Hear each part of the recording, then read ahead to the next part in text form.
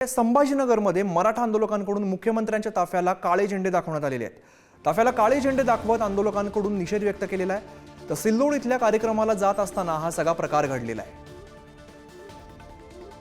आपण दृश्यांमध्ये बघतोय छत्रपती संभाजीनगरमधली दृश्य आहेत। या ठिकाणी मराठा आंदोलकांकडून मुख्यमंत्र्यांच्या ताफ्याला काळे झेंडे दाखवण्यात आलेले आहेत।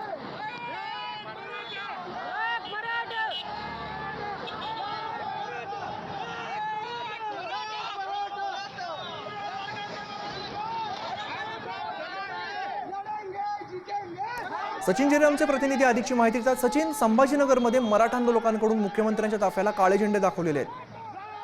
हो अमित, आता थोड्या वेळापूर्वीच फुलंब्री तालुक्यामध्ये ही घटना घडलेली आहे। मुख्यमंत्री एकनाथ शिंदे हे छत्रपती संभाजीनगरहून सिल्लोड येथे लाडकी बहीण योजनेच्या कार्यक्रमानिमित्त जात असताना ही घटना घडलेली आहे। मराठा आंदोलक जे आहेत त्यांनी रस्त्यावर आले आणि मुख्यमंत्री एकनाथ शिंदे यांच्या ताफ्याला काळे झेंडे दाखवले। त्यांची मागणी अशी मराठा समाजाला तातडीने ओबीसी मधून आरक्षण द्यावं, या मागणीसाठी त्यांनी या मुख्यमंत्र्यांना काळे झेंडे दाखवलेले आहेत ताफ्याला। अमित, निश्चित सचिन, धन्यवाद या सगळ्या सविस्तर माहितीसाठी।